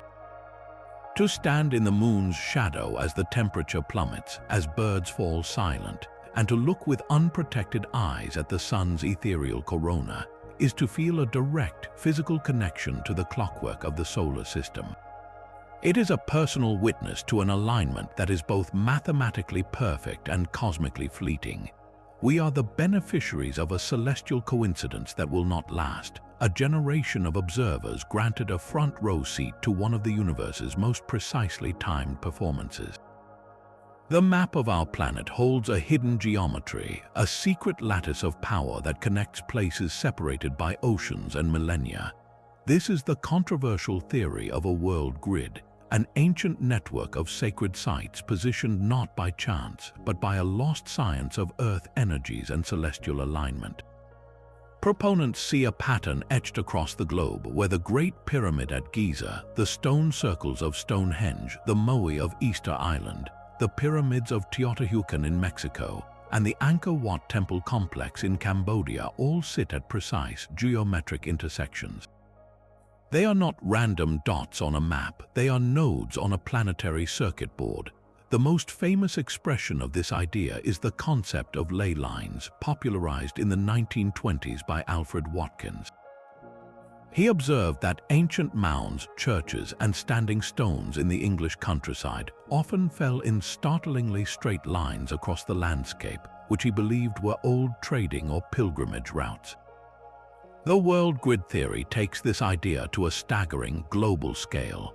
It suggests that our ancestors, possessing knowledge we have since forgotten, intentionally placed their most sacred monuments on specific points where these invisible lines of terrestrial energy, perhaps linked to Earth's magnetic field or geological faults, converge. These points, the theory goes, are also aligned with cosmic forces, making them portals or amplifiers for spiritual power. The geometric connections proposed are often breathtaking. One persistent claim is that the Great Pyramid of Giza sits at the exact center of Earth's landmass, the planetary navel. Another suggests that if you draw a great circle line from Giza to Easter Island, the line passes through the Nazca lines in Peru and then continues to Angkor Wat with minimal deviation. Some maps overlay complex shapes like icosahedrons or dodecahedrons onto the globe, claiming that the vertices of these sacred geometric forms land precisely on these ancient wonders. The visual impact is compelling. It feels like uncovering a hidden blueprint for human civilization itself, a master plan designed by star-faring ancestors or enlightened priests. To see these lines connect across a map is to feel a shiver of recognition, a sense that the chaos of history is an illusion covering a profound geometric order. Yet, when we subject this beautiful idea to the harsh light of statistics and cartography, the picture begins to warp. The first and most critical challenge is the map itself. We are looking at a three-dimensional sphere projected onto a two-dimensional flat surface. Every world map projection, from Mercator to Robinson, involves distortion, stretching landmasses, especially at the poles and edges, to fit the flat page. A straight line drawn on a flat map is almost never a true straight line or geodesic on the actual curved surface of the Earth. When you plot the alleged great circle lines between Giza and Easter Island on a globe, rather than a flat map, the alignment often becomes far less precise, missing key sites by hundreds of miles. The map, in essence, is lying to us, creating artificial alignments that vanish when we consider the planet's true shape. Then there is the statistical problem.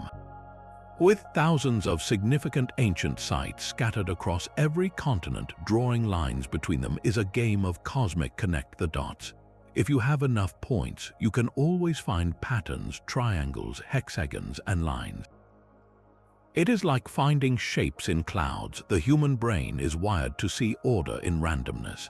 When researchers apply rigorous statistical analysis, they find that the distribution of these ancient sites is no more aligned than one would expect from random chance, especially when you account for where humans naturally settled, near water and fertile land. Furthermore, the theory often cherry-picks its sites. It highlights the places that fit the pattern, like Giza and Easter Island, while ignoring the countless other sacred sites, from the Great Zimbabwe to Cahokia in North America, that do not fall on the proposed grid. The timeline is another profound issue. These monuments were built by cultures separated by thousands of years and thousands of miles, with no evidence of contact. The pyramids of Giza are over 4,500 years old, while the major construction at Angkor Wat began less than 1,000 years ago. To believe in a coordinated world grid is to believe in a conspiracy of planning that spanned continents and millennia without leaving a single written instruction or shared tool behind. So are we left with a beautiful myth, perhaps not entirely. While the literal geometric world grid may be a cartographic illusion, the underlying impulse it represents is profoundly real. Cultures across the world did share a common practice, geomancy, the art of aligning structures with sacred landscapes and celestial forces. We have seen it in every case so far, from the solstice alignment of Stonehenge to the mountain-backed moai of Easter Island. They were not connecting to a global grid, but to their local sky, their local earth, and their local gods. What the world grid theory truly reveals is a deep human pattern, not in the stones, but in the mind. It shows our irresistible desire to find unity in our fractured past, to believe that our ancestors were part of a grand, collaborative project guided by wisdom greater than our own. The lines on the map may be imaginary, but the longing they trace is real, a straight shot from our modern sense of disconnection to a dreamed-of age when heaven, earth, and humanity were all aligned on a single sacred plan. The longing for a world grid speaks to our hunger for celestial meaning, a hunger that was answered in spectacular fashion on a recent winter evening. December 21, 2020 marked a night when the sky offered its own perfect geometry, a gift of light during a time of global darkness. As the world approached the longest night of a difficult year, Jupiter and Saturn, the two largest planets in our solar system, drew closer in our sky than they had in almost 400 years. This was a great conjunction, a celestial embrace so tight that to the naked eye, the two brilliant points of light merged into a single radiant beacon, a phenomenon many hailed as the return of the Christmas star. The mechanics of this dance are a slow and patient art. Jupiter, the faster traveler, laps Saturn in their respective orbits around the Sun roughly every 20 years. Each of these meetings is called a conjunction, but because their orbits are tilted relative to each other and to our line of sight from Earth, most conjunctions keep the planets a respectful distance apart, perhaps the width of a full moon or more. The alignment of 2020 was special because it was not just a meeting, it was a near merger. Jupiter and Saturn converged at a point in the sky where their orbital planes nearly intersected from our perspective, bringing them to a separation of just 1/10 of a degree, a mere fifth of the moon's diameter. It was the closest observable conjunction since the year 1623, just a few years after Galileo first turned his telescope toward these worlds. To step outside at dusk and see those two kings of the planets, usually distant rivals, shining as one unwavering star low in the southwestern sky, was to feel the clockwork of the solar system click into a rare, precise position. This event resonated far beyond its astronomical beauty, echoing through centuries of history and symbolism. The link to the Star of Bethlehem is a compelling thread. In the early 17th century, the great astronomer Johannes Kepler calculated that a similar, exceptionally close conjunction of Jupiter and Saturn occurred in the year 7 BC in the constellation Pisces. To ancient astrologers, Jupiter was the kingly planet, Saturn the symbol of time or protection, and Pisces was associated with the region of Judea and later with the Jewish people. Kepler speculated that this rare triple conjunction, where the planets passed each other 3 times in a few months, could have been the celestial sign that guided the Magi. While modern scholarship offers other possibilities, from comets to supernova, the poetic power of the Great Conjunction as the Christmas star has endured. In 2020, that symbolism was reborn with profound new layers. The world was deep in the grip of a pandemic, a time of isolation, fear, and profound uncertainty. The winter solstice, a day of longest darkness, became the stage for this planetary union. For many, it felt like a cosmic intervention, a reminder of larger cycles and enduring light. Social media filled with images of the two planets captured by smartphones and telescopes alike, shared as symbols of hope, of unity, of a promise that even in the deepest night, wonders still align. It was a moment that transcended science, becoming a shared human experience, a silent, celestial narrative of convergence during a time of global divergence. That single bright point in the twilight was a testament to patience, to cycles that outlast our struggles, and to the simple, awe-inspiring fact that sometimes the universe itself puts on a show, aligning its greatest lights just to remind us to look up. That planetary embrace was a spectacle of light, but the most profound cosmic alignment may be unfolding not in the sky, but under our feet in the dark soil of eastern North American forests. For over a decade, a brood of periodical cicadas lives in complete darkness, feeding quietly on tree root sap. Then, in a single, orchestrated eruption, billions of them emerge simultaneously, shedding their nymphal skins to fill the air with a deafening collective song. What makes this event truly cosmic is its timing. These insects do not emerge every year or even every decade. They operate on a clock set to prime numbers, surfacing en masse every 13 years or every 17 years. This is not a random quirk of nature. It is an evolutionary masterpiece of temporal alignment designed specifically to create misalignment. The prime number cycle is the key to their survival. Most predators, from birds to rodents, have population booms and crashes that operate on shorter, simpler cycles of 2, 3, 4, or 5 years. By emerging on a schedule of 13 or 17 years, the cicadas ensure they almost never sync up with the peak population of any predator that specializes in eating them. If a predator had a 2-year cycle, it would only coincide with the cicadas every 34 years.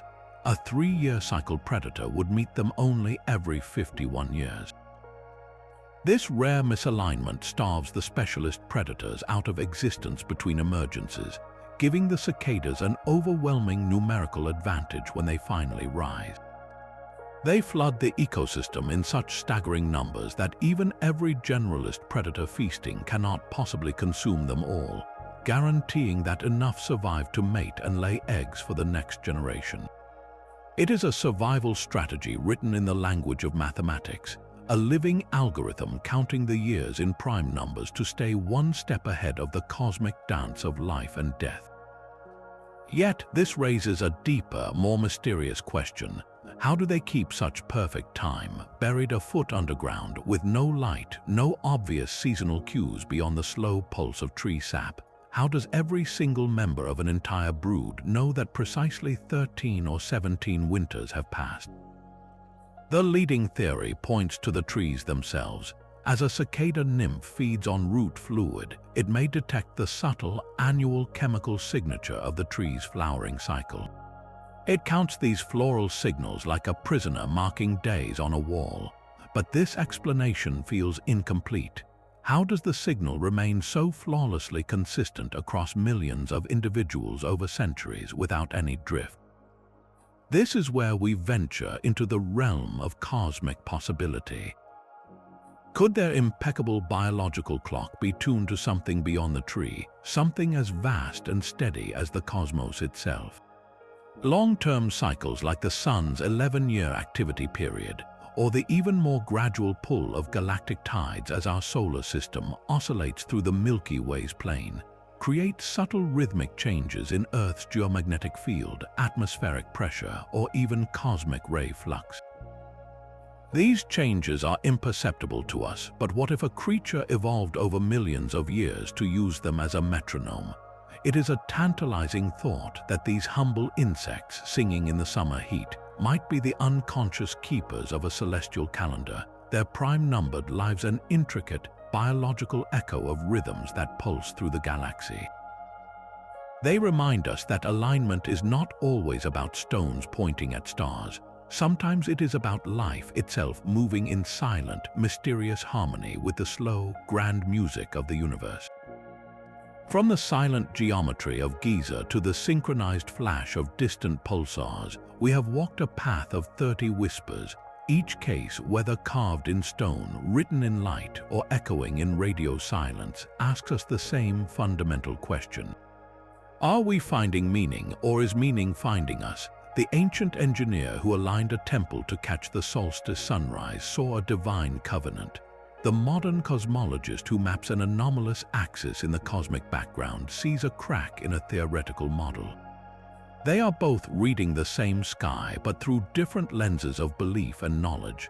This tension is the heart of the mystery. Our journey reveals a spectrum of possibility. On one end, there is the undeniable genius of human intention, the calculated placement of the sun dagger, the geared predictions of the Antikythera mechanism. These are alignments we built, deliberate acts to harmonize our lives with the cosmic clock. On the opposite end lies the beautiful accident, the perfect eclipse ratio, the Fibonacci whispers in orbital periods, coincidences born from the natural mathematics of gravity and growth. And in the vast, misty middle ground are the profound enigmas that refuse categorization. The wow signal's one-time shout from the galactic core, the unsettling alignment of the cosmic microwave background. The prime-numbered patience of the cicadas. These are the cases that tease us, suggesting a universe far stranger and more interconnected than our current science can comfortably explain. Perhaps the ultimate truth lies not in choosing one answer, but in embracing the question itself. Our relentless search for pattern, from painting animals on desert plains to programming satellites to scan the heavens, is what makes us human. It is the engine of both science and spirituality. We are the species that cannot help but look at the scattered stars and draw lines between them, crafting constellations of story and meaning. So, what do you think? After traveling from the depths of the Earth to the edge of the observable universe, where does your intuition land? Are these 30 cases a catalogue of magnificent coincidences, the scattered fragments of a forgotten cosmic language, or evidence that we are participants in a connected, conscious cosmos? The sky does not give its answers easily. It only offers more clues. Share your wildest theories in the comments below. Hit like if you enjoyed this stellar journey, and subscribe for more adventures to the edge of reality. The greatest alignment of all is the one between your curiosity and the infinite mystery waiting overhead. Keep looking up.